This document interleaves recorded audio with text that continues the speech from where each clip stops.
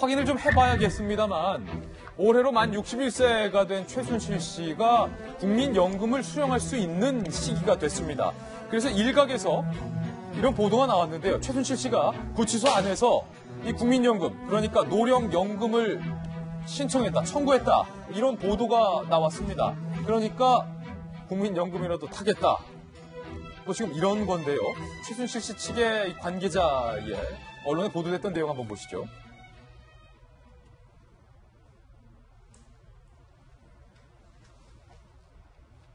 추징 보전은 부당하다. 아, 이거는 이제 빌딩 같은 재산과 관련된 건데 잘못 나왔군요. 김 변호사님. 네. 노령연금, 국민연금을 구치소에서 신청할 수 있습니까? 원래 본인이 직접 가야 되는데 그거 말고 이제 사자라고 하죠. 그러니까 뭐 보통 사람들이 대리인 정도로 이제 여기는데 그 사자를 시켜가지고 신청할 수도 있는 거죠. 그리고 61세 이상이 되면은 신청하고 10년 이상 정도 이제 넣으면은 이제 노령연금을 수령할 수가 있는데 최순실 씨는 이제 61세가 돼서 노령연금을 이제 수령할 나이가 됐고 그거를 이제 구치소 안에서 그 신청서를 작성해서 사자를 통해서 신청한 것으로 보입니다. 예. 그리고 아까 그 잠깐 나왔던 그 부분 있잖아요. 미승 빌딩. 예. 그 부분도 함께 말씀을 드리자면은 원래 미승 빌딩에 대해서 이제 추징 보전 압류를 해놨어요. 법원이. 근데 그 78억으로 추징 보전을 해놨는데 이제 그 78억이라는 금액 자체가 부당하다. 왜냐하면 78억이 그 코어 스포츠, 지금은 비덱스포츠로 이름이 변경됐는데 코어 스포츠에 삼성이 넣은 그 지원금인데요. 그 지원금, 이제 그 지원금도 그 지원금 중에서 35억 정도는 그 말인데 말은 여전히 삼성 소유이기 때문에 70억은 부당하고 35억 빼서 40억 정도로 해야 된다라고 이제 그 거기에 대한 이의 신청도 한 것으로 알려져 있어요. 77억은 너무 비싸다. 네, 그렇죠. 말값은 빼라. 네. 40억은 빼가라 이거죠.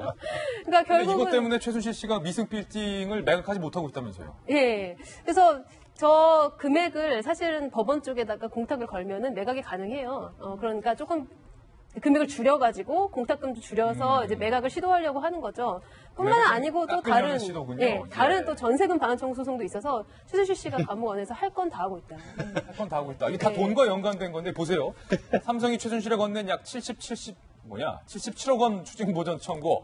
최순실 소유 빌딩 거래가 동결됐다는 건데 시세가 약 200억 원인데 김보인 박사님, 이 미승 빌딩 200억 주고 팔고 싶은데 지금 삼성이 최순실에 건넸다는 77억 원을 지금 추징 보전이 걸려있기 때문에 미승 빌딩을 못 팔고 있다는 거예요. 없다는 거. 그 와중에 77억 원을 좀 40억 원으로 깎아보려고 노력을 하고 있고 플러스 저는 이것보다도 더 황당한 게 사실인지 아닌지는 좀 확인해 봐야겠지만 국민연금을 청구했다라는 얘기가 나오고 있는데 이거는 얼마 안 되잖아요. 그렇죠. 얼마 안 되는데 이런 거라도 하면서 좀 이 구치소에서의 무료한 시간을 보내려고 하는 건지 뭐 도대체 최순실 씨의 정신 상태를 이해하기가 좀 어려운 측면들이 있기 때문에 이속만 챙기는 거 아닙니까? 그러니까 그 돈에 대한 이속을 챙기려고 한다라고도 볼 수 있는 거죠. 뭐 볼 수도 있는 거고 일단은 지금 저 미승 빌딩을 팔겠다라고 얘기하고 있는 여러 가지 추정 중에 하나는 최순실 씨가 돈이 들어갈 때가 굉장히 많은 것 같아요. 그래요? 그러니까 지금까지 우리가 알려진 바로는 건물 하나 있고 최순실 씨 돈 많이 없다 뭐 이런 거 아니겠습니까? 많은 언론들이 추측하기로는 해외에 페이퍼 컴퍼니가 있을 거다라고 추측은 하고 있지만 결국 박영수 특검에서 밝혀내지 못했으니까. 근데 가만히 보면은 최순실 씨에 대해서 변호가 지금 엄청난 변호를 하고 있는 상황이 있는 거고요. 두 번째로 이 변호를 최순실 씨만 받는 게 아니라 딸 정유라 씨에 대한 변호도 하고 있는 거잖아요. 또 정유라 씨 같은 경우는 정유라 씨 혼자 아기 보면서 재판 왔다 갔다 하는 게 아니니까 아기 돌봐주는 사람이 또 있을 거고 정유라 씨의 신변을 관리해주는 사람 이 모든 것들을 종합해보게 됐을 경우에는 많은 돈들이 들어갈 거라는 겁니다. 그럼 그 돈들이 최순실 씨가 갑자기 어디서 샘솟는 돈이 있거나 숨겨놓은 돈이 있는 게 아닌다면 갖고 있는 자산을 좀 매각해야 되는 상황들이 있기 때문에 이 재산을 매각하려는 게 아닌가라는 시도가 있는 거고 또 일각에선 안민석 의원 같은 경우는 계속 최순실 씨 숨겨놓은 돈 있다 막 얘기하고 있는 거잖아요. 오늘 기사 보니까 되게 재밌는 게 최순실 씨 은닉 재산이 여전히 뭐 수조 원대일 가능성이 있다고 얘기를 하면서 이런 얘기도 하거든요. 이집트에 오두막에 페이퍼 컴퍼니가 있었다 뭐 이런 얘기도 하고 있는 거죠. 이집트에 한 오두막이 있다는 것도 놀랍고 이런 얘기를 하고 있는 건데 뭐 알 수가 없는 사실이지만 어쨌거나 최순실 씨의 말이 사실이라면 재산 갖고 있는 게 빌딩밖에 없으니까 매각해서 이 재판 비용들을 좀 대려는 게 아닌가 이렇게 추정도 할 수 있는 것 같습니다. 아니 김우식 교수님 제가 답답한 게 최태민 씨 부친 때부터 얼마나 많이 인마이 포켓을 했습니까? 해 먹었습니까? 시쳇말로. 국민연금도 줘야 됩니까? 사실은 저게 이제 두 가지 양면성 같아요. 그러니까 돈을 워낙 밝히는 타고난 심성과 DNA가 있지 않겠습니까? 지금 살아온 인생이 그렇고 가족이. 그러니까 뭐 아까 말한 신사동 빌딩 추징 보전하니까 이거 이의 신청해서 지금 업계 팔아야 되겠다 생각을 하는 거고 또 자기가 이제 독일 가기 전에 전세 보증금으로 임대했던 거 다시 보증금 달라고 좀 반환 소송한다는 거 아니겠습니까? 이런 걸 보면 몇 억이든 뭐 몇십억이든 돈이 되는 걸 끝까지 잘 챙기겠다는 아주 강력한 돈에 대한 이 DNA를 보이는 건데요. 아까 말한 국민연금은 저는 좀 다를 것 같아요. 우리 김병민 박사 말이 좀 나왔습니다만 제가 또 86년에 감옥을 살아봤지 않습니까? 예. 감옥에 있으면 하루가 굉장히 무료합니다. 유일하게 할 수 있는 시간 소일거리는 뭐냐면 면회 오면 면회 가는 거 한 5분 정도, 그 다음에 편지 쓰는 게 있어요. 편지 쓰는 거 한 10분, 그리고 운동하는 거 30분입니다. 그리고 운동 끝나면 30분 샤워하는 거. 이외에는 없어요. 그러니까 전체 일과 시간 중에 정말 자기가 정말 스스로를 이렇게 소일거리로 할 수 있는 게 많지 않기 때문에 국민연금 그 청구서가 집에서 전달되지 왔지 않겠습니까? 오니까 그래 그럼 한번 신청해볼까? 라는 식의 무료함을 달래기 위해서 굉장히 진지하게 주소 쓰고 이렇게 쓰지 않았을까 싶어요. 예. 그냥 국민연금이 많지 않은 돈이거든요. 그러니까 그러면서 본다면 아까 말한 그 신사동 빌딩이라든지 뭐 전세 반환금에 대한 청구 소송은 굉장히 그 돈에 대한 자기 집착을 보여주는 거지만 국민연금 신청은 좀 물론 최순실 씨한테 직접 들어봐야 되겠습니다만 소일거리로 한번 열심히 쓰지 않았나 싶어요. 오해하실까봐 김구식 교수님은 살벌했던 시절에 또 우리 대한민국의 민주화를 위해서 민주화운동을 하다가 누명을 뒤집어 쓰고 복역을 했다라는 점 다시 한번 말씀드리고 보통은 정성희 위원님 이렇게 솔직히 내가 몇 년간 감옥에서 살 수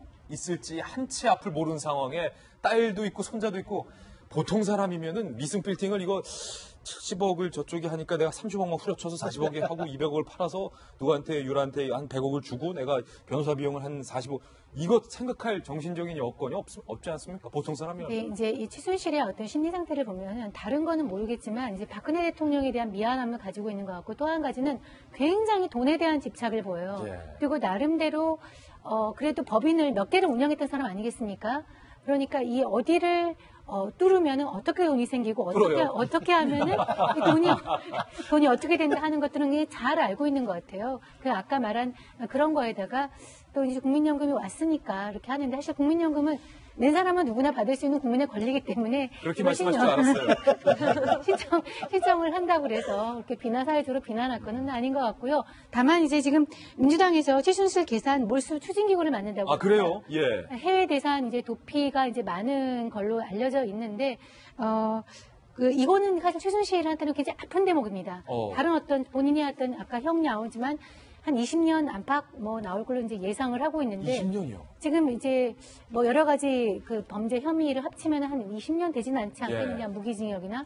그럼 61세니까 80세가 좀 넘어서 나올 텐데, 그럼에도 불구하고 지금 이 사람이 살아온 어떤 인생 궤적으로 볼 때 그 돈에 대해서는 놓치지 않고 굉장히 그 집착을 가지고 있는데, 만약에 민주당에서 이렇게 재산 몰수 추진기구를 만들어서 법으로 이 추진의 근거를 만든다면 그것은 최순실한테 본인이 나온 형량 못지않게 대단히 아픈 대목이 될 거라고 생각이 듭니다. 최순실에게 가장 아픈 게 부정재산 몰수다. 민주당에서 부정재산 몰수 추진기구를 만든다고 하는데 김 변호사님, 이게 뭐 법적으로 가능합니까? 재산 추징이?